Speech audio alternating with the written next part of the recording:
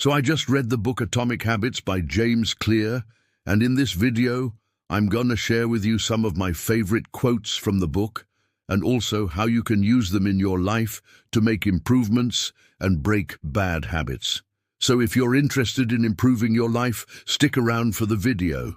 Alright, so before we get into the quotes and what they mean, I just want to give you a little bit of context of why I read this book and why I think it's important. So I started reading the book because I was looking for ways to improve myself, and I think if you're watching this video, then you probably want to improve yourself too. So when you're trying to do something new or accomplish a goal, it's not enough to have good intentions. You need a plan, you need discipline, and you need to be consistent over time. Atomic Habits is a great book because it teaches you how to make small changes in your life that compound over time to create big results. I really like this approach because it's more sustainable than trying to make huge changes all at once, and it helps you to focus on the process rather than the outcome. This book is divided into 4 parts: the 4 laws of behavior change, how to build atomic habits, how to break bad habits, and how to stay motivated. So let's dive into my favorite quotes from each of these sections. The first section is about the 4 laws of behavior change.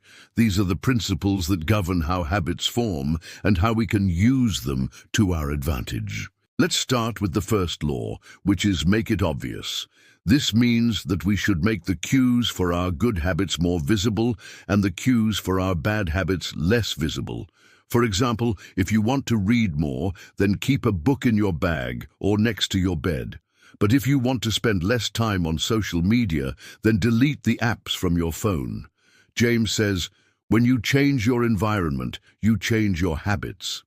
The second law is to make it attractive. We should make the good habits more attractive and the bad habits less attractive. This can be done by associating the good habit with something that you enjoy. For example, if you want to exercise more, then find a workout buddy who makes you accountable and who also makes working out fun.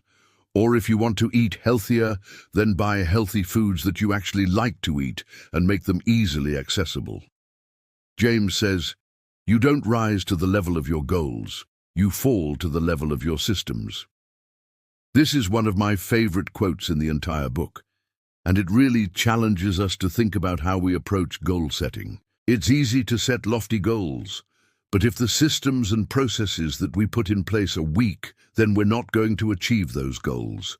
Instead, we should focus on creating good systems and routines that will help us to reach our goals over time. Moving on to the third law, which is make it easy.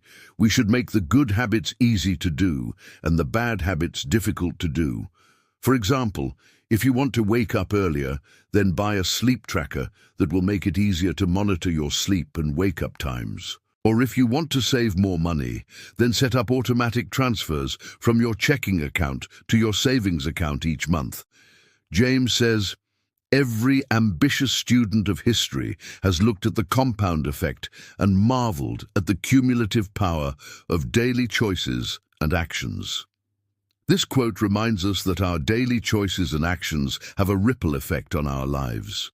And over time, these small choices add up to create big results. And finally, we have the 4th law, which is make it satisfying. We should make the good habits satisfying and rewarding, and the bad habits unsatisfying and non-rewarding. This can be done by giving yourself a reward after completing a good habit. For example, if you want to drink more water, then use a fancy water bottle that you love. Or if you want to meditate more, then download a meditation app that will track your progress and give you a sense of accomplishment. James says, success is the product of daily habits, not once-in-a-lifetime transformations. This quote really encapsulates the main message of the book. We can't expect to transform our lives overnight, but by making small changes and being consistent over time, we can achieve success in any area of our lives. All right, so now that we've covered the 4 laws of behavior change, Let's move on to part 2 of the book, which is how to build atomic habits. In this section, James shares practical tips and strategies for building good habits. One of the most important things that he talks about is the importance of identity. James says, "Your identity determines what you see, what you do, and ultimately what you become." We need to identify the type of person that we want to be, and then start acting in accordance with that identity. For example, if you want to be someone who works out regularly, then start by identifying yourself as a fitness enthusiast. Then start taking small steps towards that goal, like going for a walk every day. Over time, these small steps will compound, and eventually you'll reach your goal of working out regularly. Another key point that James makes is that we shouldn't focus on goals. We should focus on systems. Like I mentioned earlier, this is one of my favorite quotes from the book. When you set goals, you're essentially creating a snapshot of where you want to be at a specific point in time. But a goal doesn't tell you anything about the journey or the steps that you need to take to get there. On the other hand, a system is the process that you follow to achieve your goal. It's the routine or the habit that you build over time. And by focusing on the system, you're able to make small adjustments along the way and be more flexible if your circumstances change. All right, now let's move on to the last 2 sections of the book. Section 3 is about how to break bad habits, and Section 4 is about how to stay motivated. Breaking bad habits is just as important as building good habits, and James offers some helpful tips for doing so. He suggests that we should try to break bad habits by using the same principles that we use to build good habits. For example, we should make the bad habit less obvious, less attractive, less easy, and less satisfying.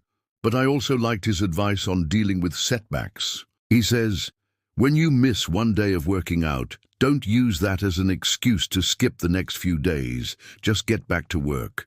When you miss one meal, don't spoil the whole diet. When you fail to meet one deadline, don't throw in the whole project. Setbacks are inevitable. Don't let them derail you." This is such an important point because it reminds us that setbacks and failures are a normal part of the process. Don't let them discourage you or cause you to give up.